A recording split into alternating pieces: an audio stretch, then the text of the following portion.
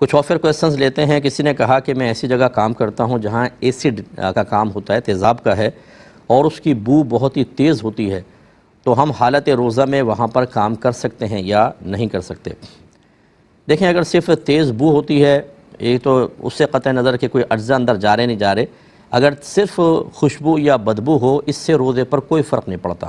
اسی لیے اگر آپ کوئی کسی عطر کی دکانوں کے پاس سے گزر گئے، خوشبو آ گئی، یا کسی گندی جگہ سے گزرے، کوئی اسمیل وغیرہ آئی، تو اس سے آپ کے روزے پہ فرق نہیں پڑتا ہے، ایسی ایسڈ سے کوئی فرق نہیں پڑے گا۔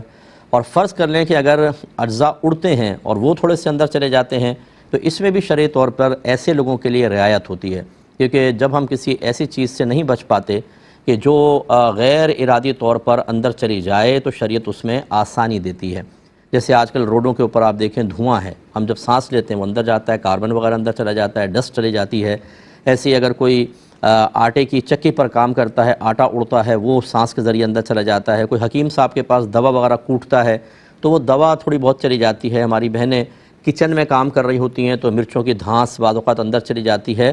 ان چیزوں سے روزہ نہیں ٹوٹا کرتا، کیونکہ یہ شرعی طور پر عذر کے اندر آتے ہیں کہ ان سے بچنا ممکن نہیں ہے، بہت ہی مشکل ہے، اس لیے رعایت ملے گی۔ تو ایسڈ میں بھی اگر اجزاء بھی چلے جائیں تھوڑے بہت، تو جو وہاں کام کرتا ہے اس کو رعایت ملے گی۔ لیکن انہوں نے کہا